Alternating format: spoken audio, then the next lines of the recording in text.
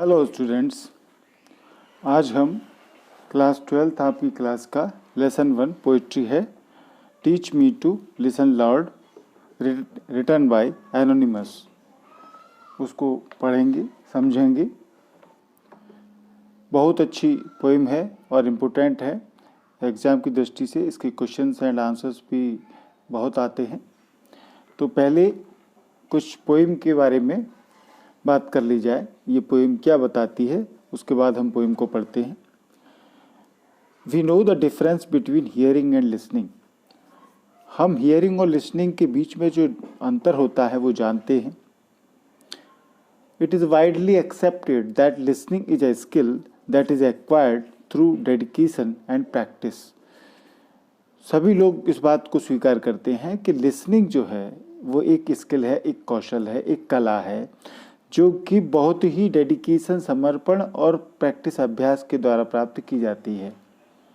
आप समझते हैं, जैसे लिसनिंग में कोई क्लास में पढ़ा रहा हूँ और आप मेरी बात को ध्यान से सुन रहे हैं, बाकी जो आवाज़ आ रही बाहर से उनको आप नहीं सुन रहे हैं, तो इसका मतलब आप लिसनिंग प्रोसेस में हैं। और यदि मैं क्लास में पढ़ा रहा हूँ तो आप मेरी आवाज़ सुन रहे हैं और आसपास से जो भी आवाज़ें आ रही हैं वो भी आवाज़ें आप सुन रहे हैं, तो मेरी आवाज़ को आप ज़्यादा फोकस नहीं करेंगे। तो सभी तरह की आवाज़ों को सुनना, ये सब हियरिंग में आता है।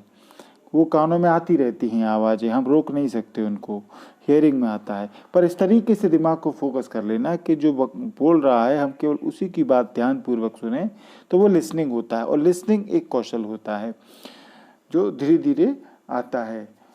ये आपने देखा होगा, जो इंटेलिजेंट स्टूडेंट होते हैं उनमें लिसनिंग पावर अच्छी होती है और वे बड़ी एकाग्रता से टीचर की बात को क्लास में सुनते हैं। तो आप लोग भी लिसनिंग स्किल को अपने अंतर्गत पैदा करें। आप ध्यान से सुने कोई भी बात को, तो आपके लिए, पढ़ाई के लिए अच्छा होगा। तो it is sad that a good person is inherently a good listener. हम ये जानते हैं कि अच्छा जो लिसनर होता है, सुनने वाला, अच्छा जो व्यक्ति होता है, गुड पर्सन, वो निश्चित रूप से, निर्विवाद रूप से, स्थिरता के रूप से, इनहेरेंटली अ गुड लिसनर, बहुत अच्छा सुनने वाला होता है। अच्छा व्यक्ति अच्छा सुनने वाला होता है।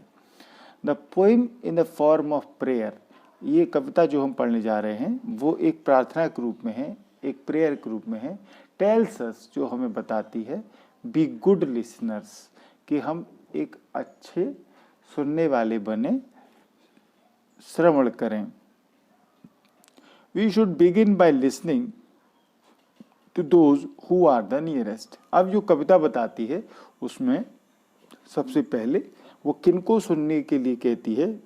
ईश्वर से कभी प्रार्थना करता है कि ईश्वर teach me to listen lord. ये टाइटल है पोएम का, कि ईश्वर मुझको सुनना सिखाओ। तो हमें किन किन को सुनना है, जिनके लिए हमें प्रे कर रहे हैं हम ईश्वर से। तो we should begin by listening to those who are the nearest.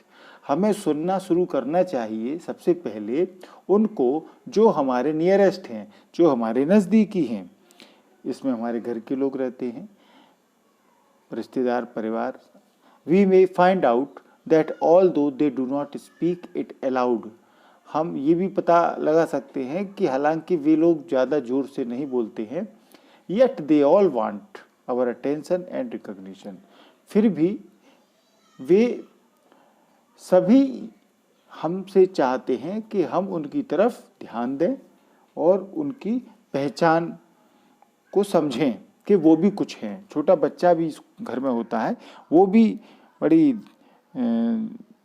चाहता है हर बात में कि उसकी बात को भी ध्यान से सुना जाए। जब हम उसकी बात को अवॉइड करते हैं तो वो गुस्सा हो जाता है, रोने लगता है।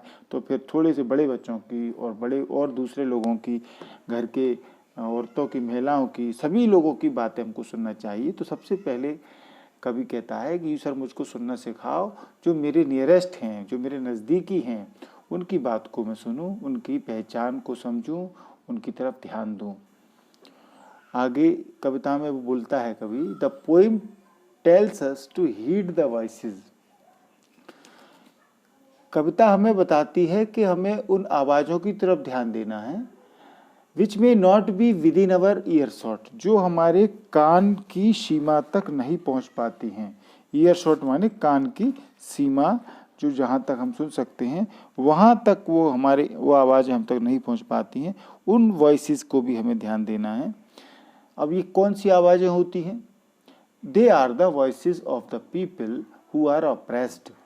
ये उन लोगों की आवाज़ होती है जो कि ऑप्रेस्ड हैं, यानी उत्पीड़ित हैं, अमीरों द्वारा सताए हुए हैं।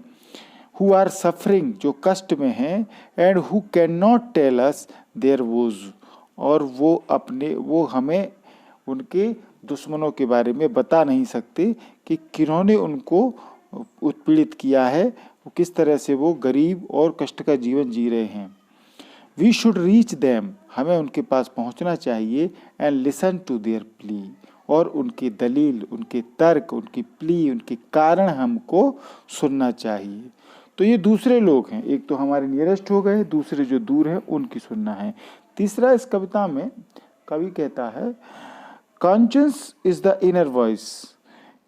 कॉन्शियस माने कि अंदर का विवेक, अंदर की आत्मा, रूह हमारे अंदर की, वो अंदर की आवाज़ होती है, आत्मा जो बोलती है उसको अंदर की आवाज़ कहते हैं, तो वो सुनना है।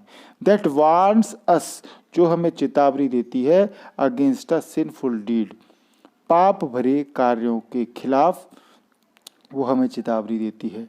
It distinguishes between what is right and what is wrong. ये आत्मा की आवाज़ ही होती है जो हमें भेद बताती है, what is right what is wrong, क्या सही है क्या गलत है, इसके बीच में हमको जो अंतर बताती है वो आत्मा की आवाज़ होती है, उसको सुनना है। व्हेन वी डू रॉन्ग, जब हम कुछ गलत करते हैं, वी सप्रेस दिस वॉइस, तो हम इस आत्मा की आवाज़ को दबा देते हैं। We should instead trust it and listen to it, हमें इसकी बजाय, उसको अवॉइड करने की बजाय, उस आवाज़ को दबाने की बजाय उस पर विश्वास करना चाहिए और उसको सुनना चाहिए। जब अब ये आप भी प्रैक्टिकली समझ सकते हैं लाइफ में, जब हम भी कुछ गलत करते हैं तो अरे ठीक है, अंदर से आवाज़ आ रही नहीं भाई हम कुछ गलत कर रहे हैं, पर फिर भी हम करते हैं, उसको बोल देते हैं हाँ ठीक है देखा जाएगा। तो वो आत्मा की जो आवाज़ है वो हर समय हमें वार्न करती है, चेतावनी देती है, पर हम उसको अवॉइड कर देते हैं और फिर हम जब मुसीबत में फंस जाते हैं तो फिर भगवान को याद करते हैं। तो ये अब फाइनली चौथा स्टेंजा में जो है, the poet wants us to listen to God's voice. Finally कवि चाहता है हमसे कि हम ईश्वर की आवाज़ सुने, विच गाइड्स अस, जो हमें मार्गदर्शन देती है, everywhere and at all times, सब जगह सब समय पर, हर समय पर हमें ईश्वर की आवाज़ गाइड करती है, तो उसको सुनना है। तो ये कुछ थोड़ा आपको एक आइडिया लगा कि ये एनोनिमस कवि है, वो हमें teach me to listen lord, ये पोएम का जो टाइटल है उसमें क्या कहना चाह रहा है। तो यहाँ से इस पोएम को स्टार्ट करते हैं। तो पोएम के पहले ये कुछ 2 लाइन लिखी हुई हैं, देखें आप। व्हाट इज़ मोर इम्पोर्टेंट, ज़्यादा महत्वपूर्ण क्या है? टू स्पीक इफेक्टिवली, प्रभावशाली तरीके से बोलना, और टू लिसन अटेंसिवली, या ध्यानपूर्वक सुनना। Whom should we listen to, हमें किसको सुनना चाहिए, हाउ और कैसे सुनना चाहिए, ठीक है ना। तो स्पीक इफेक्टिवली बोला है यहाँ पर कि प्रभावशाली बोलना ज़्यादा ज़रूरी है या ध्यानपूर्वक सुनना। आप समझते हैं, देख लें कई प्रीचर होते हैं, प्रवचन देने वाले होते हैं, वो अच्छे होते हैं, सब तरह के होते हैं, तो वो बड़े ही अच्छे ढंग से अपनी प्रवचन देते हैं, भाषण देते हैं, जो भी देना होता है उसको लोग सुनते हैं, परंतु उसको फॉलो नहीं करते लोग, इसलिए बैलेंस बिगड़ जाता है समाज में। तो वो जो बोलते हैं कि हम किसी से अच्छे से बोलें और किसी गरीब की बात को सुने नहीं, तो फिर कोई मतलब नहीं है। यानी कि हमको सुनना ज़्यादा महत्वपूर्ण है, हमको लोगों की बातें सुनना ज़रूर है ज़्यादा बोलने की अपेक्षा। और किसकी सुनना चाहिए ये भी आपको हमने बताया था। तो इस तरीके से ये आपकी टेक्स्ट बुक में फ़ोटो दिया हुआ है। सभी तरह के जो ईश्वर होते हैं, चाहे भगवान हो, ईसा मसीह हो, अल्लाह हो, जो भी हों, सभी धर्मों के जो देवता हैं उन सबसे वो कभी प्रार्थना करता है, teach me to listen lord, ईश्वर मुझे सुनना सिखाइए। तो ये पहला स्टेंजा है आपके स्क्रीन पर, teach me to listen lord, ईश्वर मुझे सुनना सिखाओ। टू दोज नियरेस्ट मी, जो मेरे सबसे नियरेस्ट हैं, नज़दीकी हैं, वो कौन है? माई फैमिली, मेरा परिवार, माई फ्रेंड्स, मेरे दोस्त, माई कोवर्कर्स यानी जो सहपाठी, साथ में पढ़ने वाले, रहने वाले, नौकरी करने वाले, ये सभी जो हैं ये सब मेरे नियरेस्ट हैं। इनकी आवाज़ को मैं सुनूं, इनको मुझे सुनना सिखाओ। Help me to be aware, मुझे जागरूक रहने में मेरी मदद करो, मेरी सहायता करो, मैं अवेयर रहूं, जागरूक रहूं। That no matter what words I hear, जो कुछ भी मैं सुनूं उससे कोई फर्क नहीं पड़ता, जो कुछ भी मैं सुनूं, द मैसेज इज, संदेश ये होना चाहिए, except the person I am, listen to me, यानी जो कोई भी हमारा नज़दीकी है वो हमसे ये कहता है कि मैं जैसा भी हूँ मुझे स्वीकार करो, मुझे सुनो। तो ये संदेश को हमको सुनना है, ये बात को हमें महसूस करना है, समझ करके सुनना है जो हमारे नज़दीकी हैं उनकी। अगला स्टेंजा है उसमें, teach me to listen lord, ईश्वर मुझे सुनना सिखाओ, to those far from me, जो मुझसे दूर हैं, फार यानी दूर, अभी बताया था आपको, जो हमारे ईयर शॉट, कान की सीमाओं से दूर हैं, जिनको हम सुन नहीं पाते, वो कौन है? The whisper of the hopeless, hopeless माने निसहाय, और विस्पर माने फुसफुसाहट, जो धीरे से बोलते हैं, जो गरीब निसहाय प्राणी होता है, सताया हुआ, वो धीरे से अपनी आवाज़ बोलता है, उसमें इतनी एनर्जी नहीं होती कि वो जोर से बोल सके। तो निसहाय की फुसफुसाहट को हम सुने। The plea of the forgotten, जो भूले बिसरे लोग हैं, जिनको लोग ध्यान नहीं देते, उनकी दलीलों, उनके तर्कों, उनके कारणों को हम जानें, उनकी बातों को हम समझें। द क्राई ऑफ द एंग्विस्ड, जो व्यथित लोग हैं, उनकी चीत्कार, उनका रोना धोना, उसको हम सुने। ये जो दूर हैं हमसे, उनकी आवाज़ को ईश्वर मुझे सुनना सिखाओ।